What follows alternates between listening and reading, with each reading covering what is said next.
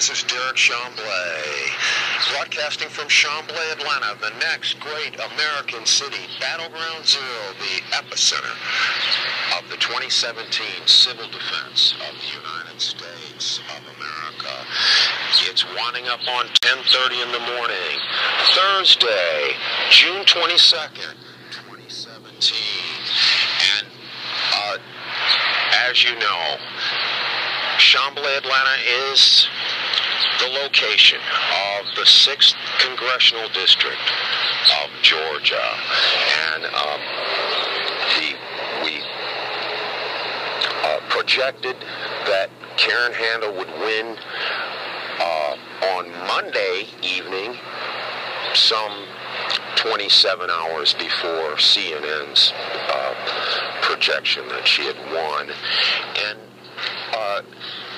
we basically are turning your attention to the particular hacking that went on, traced to Homeland Security of the Georgia election bureaus prior to the November 2016 presidential election day, and also the theft of voting machines from Cobb County, which occurred prior to the April 18th, 2017 runoff between John Ossoff and a host of Republican candidates. And it was very interesting election night, Tuesday, how at approximately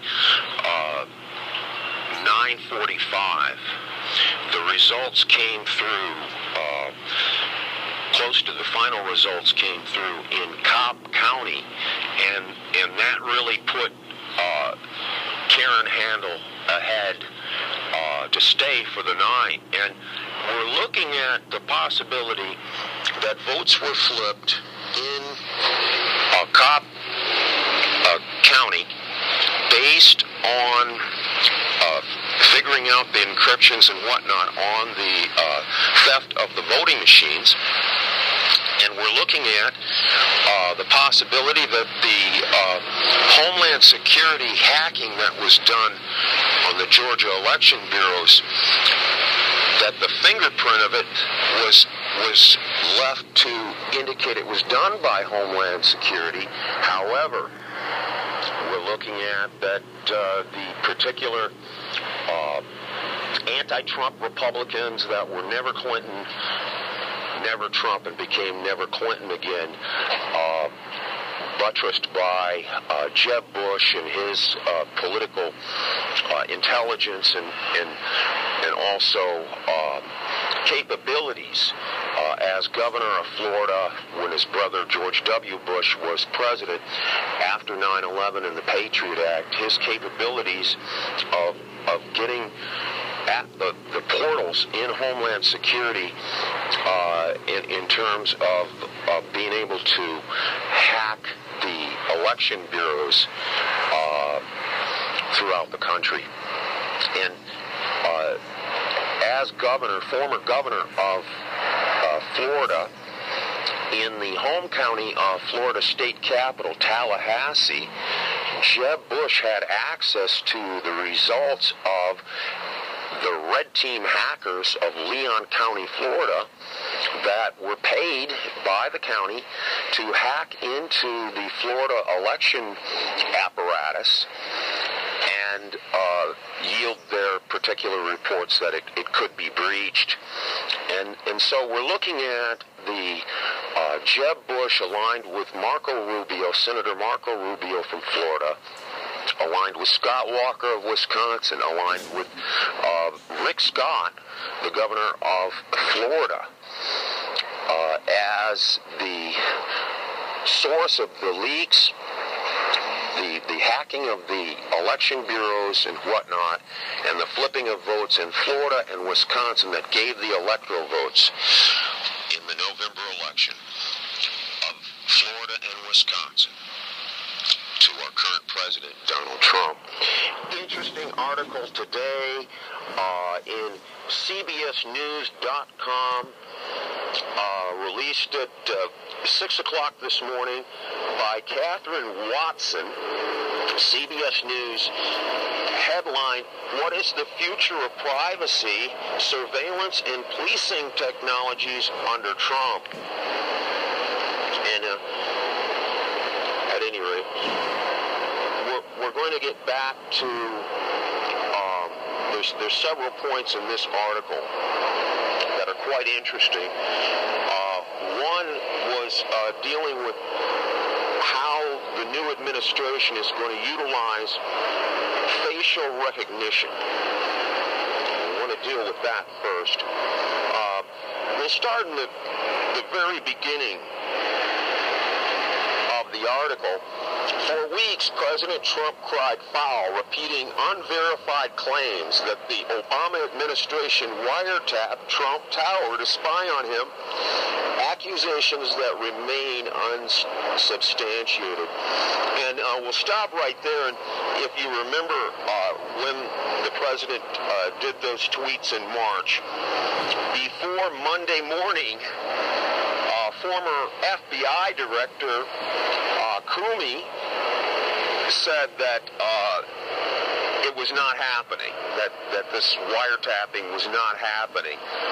But former FBI Director Comey, along with the current special counsel and former FBI Director Mueller, knew that there was domestic spying going on after the Patriot Act by the NSA and Homeland Security. And also, President Trump was probably aware that the ones that did the particular wiring of the Trump Tower is a Jeb Bush company, GANZI.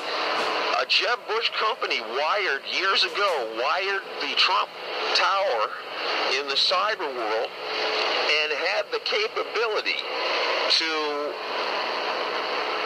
wireless pick up conversations and whatnot, phone calls and whatnot, in the Trump Tower. So continuing on, it seems as though that particular weekend that former FBI Director Comey decided, without even going to work on Monday, and checking into President Trump ordering him to find out, he jumped to the conclusion that this wiretapping wasn't going on. At any rate, we'll get back to that. And the next paragraph, but Mr. Trump, with the power of the presidency and executive branch as a whole at his fingertips, has said little of how he intends to approach the authority he now wields over the country's surveillance policies. Now, interesting thing here is that the surveillance has been there. The surveillance has been there a long time through the NSA, and former FBI Director Comey had to know this. Also, the fact that he did not even go to work on Monday and begin, at least spend a few days to answer the president as to whether or not the Obama administration was wiretapping him or surveilling him somehow, maybe even wireless. The fact that the FBI director made a public statement or something, or a tweet or something in the weekend without even going to work Monday, this was probably the time at which President Trump said, that's it. You know, if I can't direct my FBI director, if I cannot direct him to work on something and give me an answer based on going to work, then I'm going to have to fire him. So we'll continue here. We're going to skip down to a quote from Christopher Sleboygan, a professor at Vanderbilt University Law School, who has studied and written on the Fourth Amendment, privacy, and surveillance issues for years. And he's quoted as saying, I think we will see a push from the Trump administration to expand surveillance powers, and that, of course, should directly implicate Fourth Amendment protections, unquote.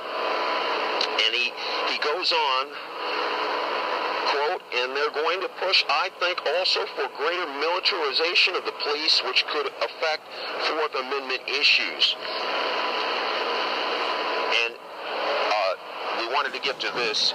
This will apply to the utilization of facial recognition technologies to scan the crowds of protesters and follow up and jail them and imprison them.